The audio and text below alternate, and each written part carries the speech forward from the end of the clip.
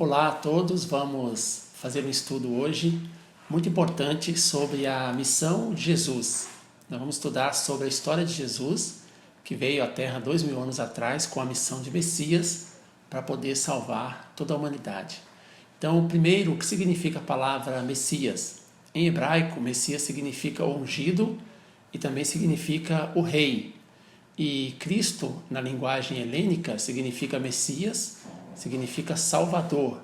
Então, qual que era a expectativa do povo judeu, do povo israelita naquela época, quando os profetas falavam que Deus iria enviar um Messias? Eles esperavam, que iria chegar um rei ungido, Messias, Salvador. Esta era a expectativa, como que o povo estava esperando o Messias 2000 anos atrás. Então, qual foi a finalidade da vinda de Jesus na Terra? Para que Deus enviou Jesus na Terra? O que a palavra de Deus fala sobre isso? O que nós encontramos na Bíblia? Nós podemos encontrar na Bíblia, em diversas ocasiões, que a missão de Jesus foi realizar o reino do céu na Terra. Se Adão e Eva não tivessem comido aquele fruto lá da queda, o fruto proibido, o reino do céu teria sido feito naquela época, mas como eles pecaram, Jesus veio depois, 4.000 anos bíblicos após Adão e Eva, para poder realizar o reino do céu na terra. Como que nós podemos saber disso dentro das Escrituras? João Batista é uma pessoa muito importante, um profeta muito importante, o maior de todos os profetas na terra, que foi mandado antes de Jesus para poder preparar o seu caminho. E quando nós lemos Mateus 3, 1 e 2, está escrito assim: e naquele dia apareceu João Batista pregando no deserto da Judéia e dizendo: arrependei-vos, porque é chegado o reino do céu. Então João Batista, ele foi mandado, enviado por Deus para poder preparar o caminho para Jesus. Ele foi mandado antes de Jesus para poder preparar o seu caminho. E ele começou dizendo que as pessoas deveriam se arrepender porque o reino do céu estava próximo, ou seja, Jesus estava vindo para trazer o reino do céu. Também o próprio Jesus, quando nós lemos em Mateus 4,17, está escrito assim: desde então começou Jesus a pregar e dizer: arrependei-vos, porque é chegado o reino do céu. Então, uma das primeiras coisas que Jesus falou foi que o reino do céu estava próximo. João Batista falou, depois Jesus falou também. Então, a missão de Jesus era realizar o reino do céu. E o que é o reino do céu exatamente? O reino do céu é o que está dizendo lá na passagem de Mateus 5,48, onde Jesus disse que nós temos que ser perfeitos igual Deus é perfeito. Ele está dizendo lá, sede vós perfeitos, como perfeito é o vosso Pai que está no céu. Então, um mundo cheio de pessoas perfeitas, igual Deus, como Jesus falou em Mateus 5,48, isso significa o reino do céu. Se Adão e Eva não tivessem pecado, o mundo estaria cheio de cidadãos do reino dos céus, pessoas vivendo perfeitas como Deus, fazendo as mesmas coisas que Deus. Então Jesus veio para fazer isso, transformar as pessoas em verdadeiros cidadãos do reino do céu, para poder aperfeiçoar as pessoas. Por isso ele disse em Mateus 5,48, que nós temos que ser perfeitos iguais, nós temos que ser perfeitos da mesma forma que Deus é perfeito. Então, como que Jesus iria fazer isso? Nós podemos encontrar a resposta nas Escrituras em João 1,29. Está escrito assim: no dia seguinte, João viu a Jesus que vinha para ele e disse: eis o Cordeiro de Deus que tira o pecado do mundo. Então, aqui ficou bem esclarecida a missão de Jesus. Quando João Batista iria batizar Jesus, ele disse: aqui está o Cordeiro de Deus que tem a missão de tirar o pecado do mundo. Então, Jesus veio para tirar o pecado. O que impede o reino dos céus é o pecado. O pecado que começou lá em Adão e Eva, na queda do homem. Nós vamos fazer um vídeo mais para frente estudando sobre isso também, a queda do homem. E Jesus veio para poder tirar o pecado do mundo e com isso construir o reino do céu. Então, o primeiro ponto deste vídeo, eu queria tratar sobre a finalidade da vinda de Jesus. E nós entendemos, Jesus veio para estabelecer o reino do céu. O reino do céu significa pessoas perfeitas iguais a Deus. É o que está escrito em Mateus 5,48, que o próprio Jesus disse. E como que Jesus iria fazer isso? Tirando o pecado do mundo, como está lá em João 1,29. Então vamos entender parte por parte. Então o que Deus mais queria? Deus queria que o povo pudesse se unir com Jesus, aceitando Jesus como seu Salvador, como Messias. Por isso Deus mandou o profeta João Batista, ele é o maior de todos os profetas na terra, um profeta de grande fé. Ele era reconhecido pelo povo e também teve até milagres no seu nascimento. Deus preparou um homem tão grande como João Batista para que ele pudesse preparar o caminho. Para quê? Para que o povo pudesse aceitar Jesus. Então, para que Jesus construísse o reino dos céus, as pessoas tinham que aceitá-lo. Nós vamos ver depois que tem uma passagem na Bíblia que o próprio Jesus também fala sobre isso, que as pessoas deveriam acreditar naquele que Deus enviou. Então a pergunta é, será que o povo acreditou realmente em Jesus? Será que o povo aceitou Jesus? Lembra qual era aquela expectativa do povo judeu naquela época? Eles estavam esperando um rei ungido, Messias, Salvador. Será que eles viram essa pessoa, né, na pessoa de Jesus? Então nós vamos estar entendendo um pouco mais sobre isso, né? Quando as pessoas perguntaram para Jesus o que eles deveriam fazer a fim de executarem as obras de Deus, Jesus respondeu claramente qual que era a missão das pessoas, da humanidade naquela época. Ele disse em João 6,29, a obra de Deus é esta, que acrediteis naquele que ele enviou. Então Jesus falou claramente, né? Eu vim para tirar o pecado do mundo, eu sou o caminho, a verdade e a vida. Ele explicou toda a missão dele e depois ele disse, para fazer a vontade de Deus, vocês têm que acreditar em mim, acreditar naquele que Deus enviou, que era justamente Jesus. Então, João 6,29 mostra claramente qual que era a missão das pessoas. Nós vimos agora a missão de Jesus e nós vimos agora qual que é a missão do povo daquela época, a parte de responsabilidade deles, que era acreditar em Jesus. Está escrito, né, João 6,29, a obra de Deus é esta, que acrediteis naquele que ele enviou. Então, será que as pessoas acreditaram? Esse é o ponto que eu quero tocar aqui, né? Jesus, não encontrando ninguém a quem ele pudesse apelar, teve um momento que nós podemos ver lá na passagem de João 19, do 41 até o 44, que Jesus chorou sobre a cidade de Jerusalém e ele indicou claramente que as pessoas não estavam aceitando bem ele. Ele disse assim, Jerusalém, Jerusalém, não conheceu o tempo da tua visita. Então, quem estava visitando Jerusalém? Jesus. Ele está dizendo, não, você não reconheceu o tempo que você foi visitado. Significa que as pessoas não estavam entendendo, não estavam aceitando muito bem Jesus.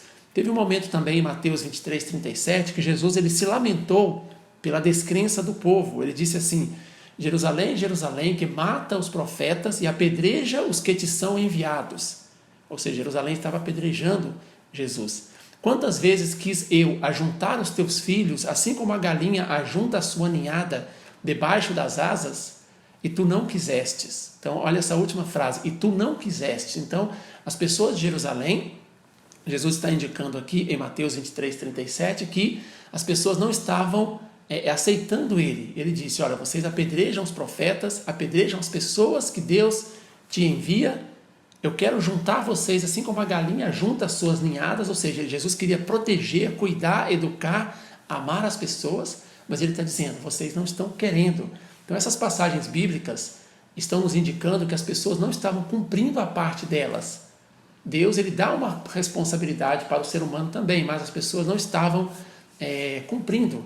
Jesus, após curar o enfermo, as pessoas começaram a acusar Jesus e julgá-lo, dizendo que ele não podia fazer essas coisas no sábado. Jesus disse lá em João 5,43, eu vim em nome do meu Pai e vocês não me aceitam. Pode ler lá na Escritura. Eu vim em nome de meu Pai, mas vocês não estão me aceitando. Se outro vier no seu próprio nome, por acaso vocês aceitarão? Então Jesus estava chamando a atenção das pessoas, estava querendo despertar a mente e o coração das pessoas, dizendo, olha, vocês não estão aceitando eu cuidar de vocês, vocês não estão aceitando as minhas palavras, vocês estão querendo até me apedrejar. Teve um momento que eles tentaram apedrejar Jesus, ele teve que fugir. Podemos ver isso no livro de João, claramente, Mateus também.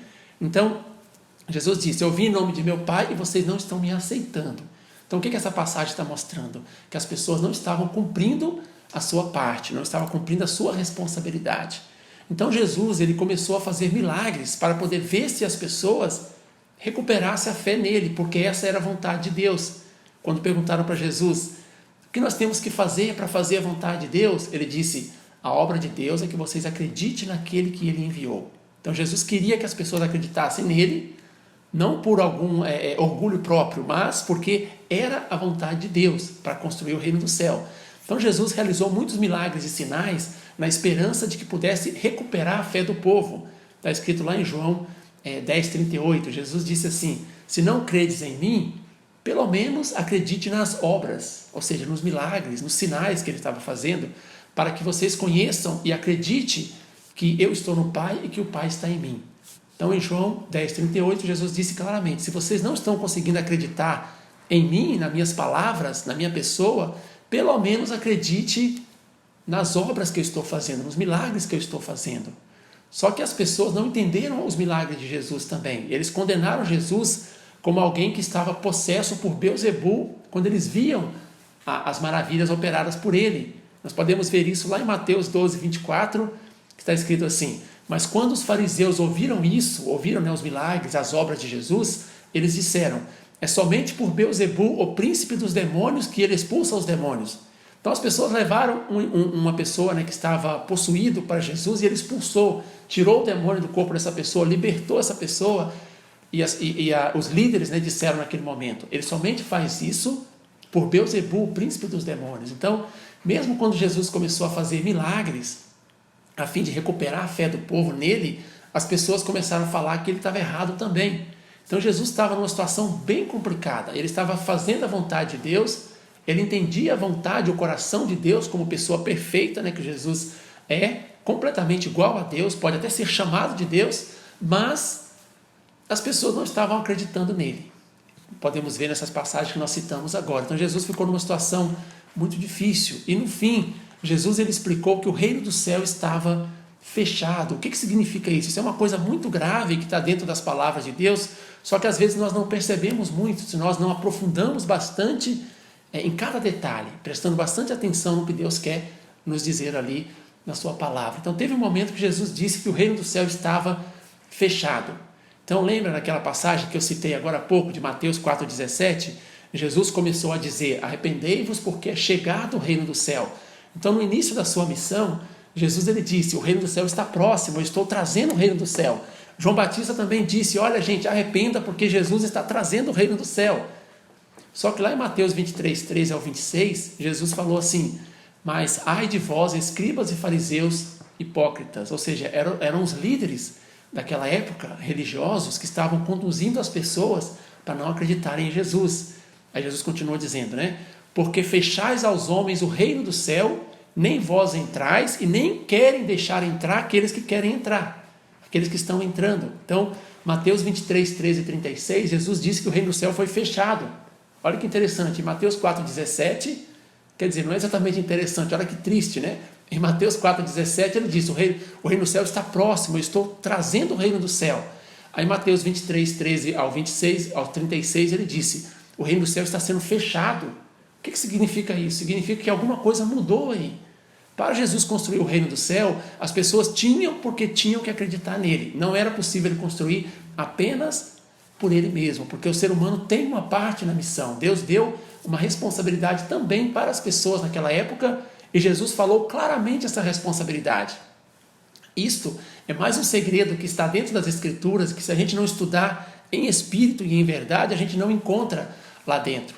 Que Deus ele dá uma parte também para o ser humano realizar, e que não depende só do poder de Deus, apesar de que ele é todo poderoso, Jesus é todo poderoso, mas eles escolheram deixar uma parte para o ser humano fazer, para que o ser humano pudesse sentir valor também no seu trabalho, na sua própria existência, na sua vida. Então, essa parte do ser humano, essa responsabilidade do ser humano, podemos chamar de responsabilidade humana, vamos chamar assim, era que deviam acreditar em Jesus, mas as pessoas não estavam acreditando. Então, as pessoas estavam, na verdade, xingando Jesus, tentaram apedrejar Jesus. Os líderes religiosos, aqueles que estavam preparados para receberem Jesus, começaram a criticá-lo também e conduzir o povo para não acreditar nele. Então, chegou um momento que Jesus explicou que o reino do céu estava fechado, que desse jeito não era possível fazer o reino do céu. Então, como que ficou aquela situação, Então, era um jogo entre Deus e Satanás. Deus queria que o povo acreditasse em Jesus, por isso Deus mandou Jesus começou a fazer milagres, fazer tudo para que o povo acreditasse nele, porque precisava disso para fazer o reino do céu. E Satanás queria o contrário, queria que as pessoas não acreditassem em Jesus. Queria que as pessoas achassem que ele era falso profeta, um falso Messias, queria que achassem que ele fosse um anticristo ou qualquer outra coisa. Tanto é que eles falaram na Bíblia, ele está expulsando os demônios por Beelzebul, príncipe dos demônios. Olha que ofensa que fizeram para Jesus. Ninguém faz isso nos dias de hoje, né? Mas 2000 anos atrás, as pessoas não entendiam direito sobre a grandiosa missão de Jesus. Olha o problema que ele teve que enfrentar. Então, Satanás querendo que o povo não acredita e Deus querendo que o povo acredita. Essa era a luta que estava acontecendo naquele momento. Então, por que o povo entregou Jesus à crucificação? Não foi porque Deus planejou desde o momento que iria mandar Jesus para que ele pudesse diretamente passar pela cruz. Foi devido, à ignorância sobre a vontade de Deus. As pessoas daquela época, começando pelos líderes, religiosos, também todas as pessoas daquela época não estavam entendendo Jesus como Filho de Deus, não estavam entendendo que eles deveriam se unir com Jesus para construir o reino dos céus, que nós já mostramos antes no início do vídeo. Então, pela ignorância do povo sobre a vontade de Deus, eles entregaram Jesus para que o Império Romano pudesse crucificá-lo. Então, não foi algo que Deus definiu desde o início, mas foi o erro das pessoas naquela época. Quando as pessoas não acreditaram em Jesus, Satanás iria tomar a vida de todos. Então, Satanás estaria ganhando ali a mente do povo, conquistando a mente das pessoas. Satanás estava conseguindo fazer o seu jogo contra o Filho de Deus, que é o Messias, contra Deus. Então, ficou numa situação assim, Jesus veio e as pessoas não acreditaram nele. Então, Satanás falou, agora eu tenho condição para acabar com a vida dessas pessoas, tomar a vida delas todas para mim e levar para o inferno. Então, nesse momento, o que aconteceu? Nesse momento, Jesus foi para a cruz em troca da vida das pessoas, para que as pessoas pudessem retornar para Deus. Então, Jesus deu a vida para salvar as pessoas da mão de Satanás. Nesse sentido, Jesus conseguiu tirar aquelas pessoas que estavam sendo acusadas porque cometeram um grande erro.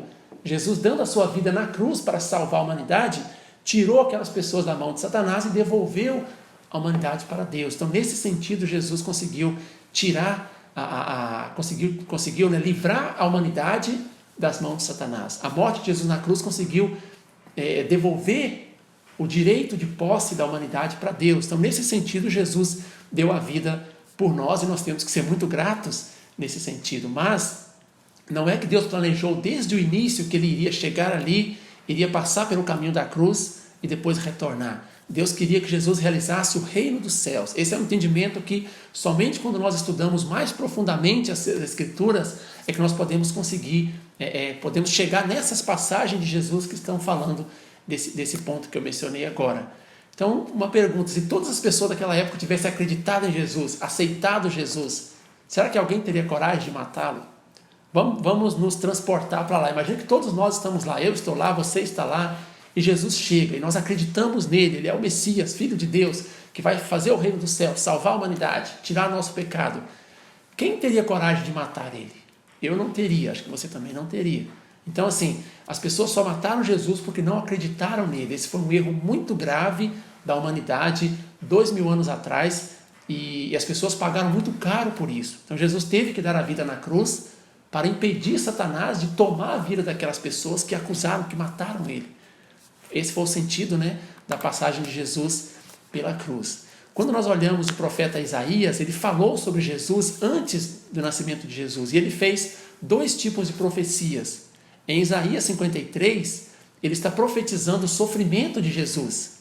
Então nós podemos pensar, olha, então a profecia de Isaías já está dizendo que Jesus tem que sofrer na cruz. Está escrito que ele foi afligido, não abriu a sua boca, assim como um cordeiro levado ao matadouro. Mas também o próprio Isaías 9, 6 e 7 faz uma profecia de glória para Jesus, que ele não teria que sofrer. Diz que um menino nos nasceu, um filho se nos deu, o principado está sobre os seus ombros, diz que o reino não terá fim, o seu nome será maravilhoso, conselheiro, rei, Deus forte, Pai da eternidade. Então, tem 2 profecias do mesmo profeta, uma dizendo que Jesus pode sofrer muito e a outra dizendo que ele não vai sofrer, ele vai passar pelo caminho de glória. Porque o mesmo profeta falou 2 coisas diferentes. Porque Deus estava prevendo a possibilidade das pessoas não acreditarem. Se por acaso as pessoas acreditassem nele, que era o plano e a vontade de Deus, deveria realizar aquela profecia de Isaías 9, 6, 7, onde fala que ele vai passar por um caminho de glória, o Rei da Glória. e seu reino não terá fim, construir o reino do céu na terra. Mas, se as pessoas não acreditassem nele, que foi o que aconteceu, infelizmente, teria que realizar aquela profecia de Isaías 53, que fala que ele foi oprimido, que ele sofreu, e sofreu com a boca fechada, como realmente aconteceu. Então Deus deu duas profecias prevendo a possibilidade do povo ou cumprir a sua parte e ter fé, ou não cumprir a sua parte falhando na fé. Então, infelizmente, o povo falhou na fé com relação a Jesus. Por isso Jesus prometeu a segunda vinda. Quando Jesus viu que as pessoas falharam naquela época, ele começou a falar sobre a segunda vinda.